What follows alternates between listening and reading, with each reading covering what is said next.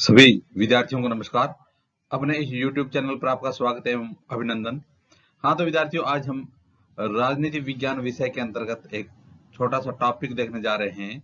आज का हमारा टॉपिक रहेगा संसद व विधान मंडल की सदस्यता के मामले में लाभ का पद क्या है। तो आज हम देखेंगे लाभ के पद के बारे में पढ़ेंगे। तो देखिए विद्यार्थियों, अनुच्छेद 102 संसद सदस्यता के लिए निरर्हता है और अनुच्छेद 191 विधानमंडल सदस्यता के लिए निरर्हता का वर्णन करता है। तो अनुच्छेद 102 के अनुसार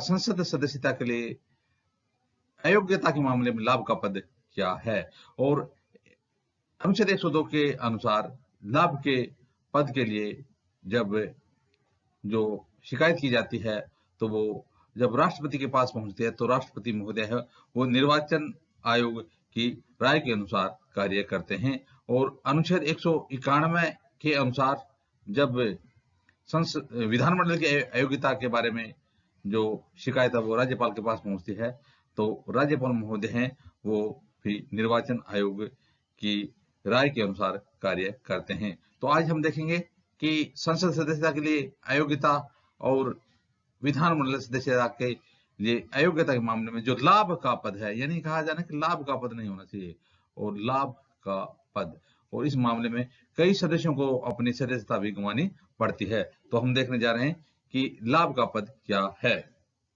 तो देखिए विद्यार्थियों, भारतीय संविधान में या संसद द्वारा पारित किसी अन्य विधि में लाभ के पद को स्पष्ट परिभाषित नहीं किया गया है। यानी भारतीय संविधान में देखें या संसद द्वारा पारित किसी अन्य विधि में देखें तो इसमें स्पष्ट नहीं किया गया कि लाभ का पद क्या होगा।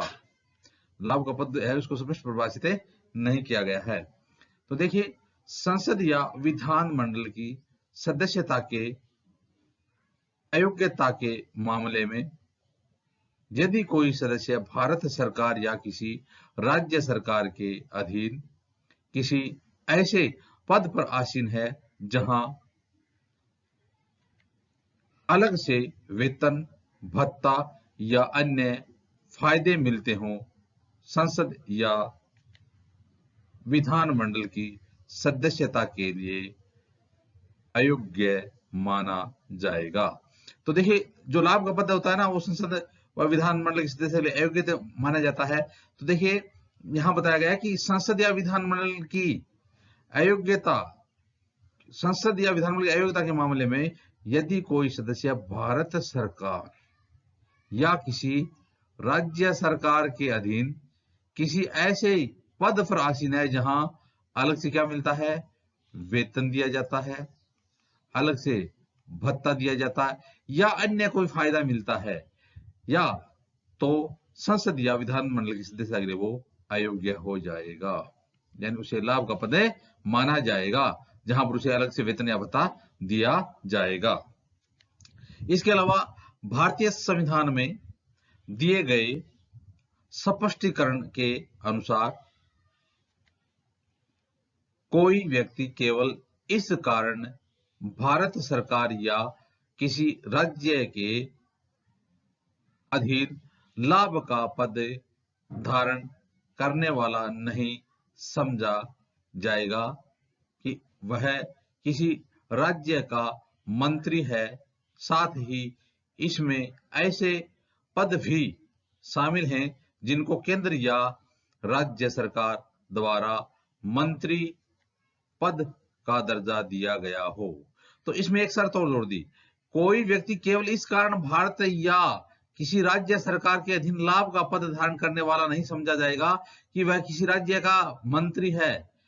तो देखिए, जो मंत्री पद है उसको लाभ का पद नहीं माना गया है, मंत्री पद को लाभ का पद नहीं माना गया है। इसके अलावा फिर देखिए एक रास्ता और निकाल लिया, इसके साथ ऐसे पद भी शामिल हैं जिसको केंद्र या राज्य सरकार द्वारा मंत्री पद का दर्जा दे दिया जाता है, और ऐसा पद जिस पद को मंत्री पद का दर्जा दिया जाता है वो भी लाभ का पद नहीं माना जाता है। तो इस प्रकार से यहाँ पर जो लाभ का पद है वो बताया गया है कि इसमें जो मंत्री पद है वो लाभ के पद के अंतर्गत नहीं आता है। हाँ तो विद्यार्थियों, अब हम देखने की कोशिश करेंगे कि लाभ के पद के लिए क्या शर्तें होनी चाहिए। तो देखिए, अब देखते हैं कि कौन कौन सी ऐसी शर्तें वो लाभ के पद के अंतर्गत आती हैं। तो लाभ के पद के लिए शर्तें, पहली बात, वह लाभ का पद कहा जाता है जिस पद पर नियुक्ति सरकार करती हो, साथ ही नियुक्त व्यक्ति को हटाने और उसके काम के प्रदर्शन को नियंत्रित करने का अधिकार भी सरकार के पास हो। तो वह लाभ का पद होगा जिस पद पर नियुक्ति किसके द्वारा की जाती है, नियुक्ति सरकार के द्वारा की जाती है, और नियुक्त व्यक्ति को हटाने का अधिकार भी किसके पास होता है, सरकार के पास होता है, और उसके प्रदर्शन को नियंत्रित करने का अधिकार भी किसके पास होता है, सरकार के पास होता है। तो वह क्या होगा, लाभ का पद होगा।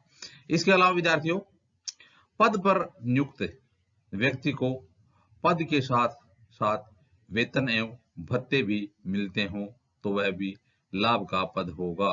पद पर नियुक्त व्यक्ति है, उसके पद के साथ साथ क्या मिलते हैं, वेतन और भत्ते मिल रहे हो तो वह भी लाभ का पद होगा।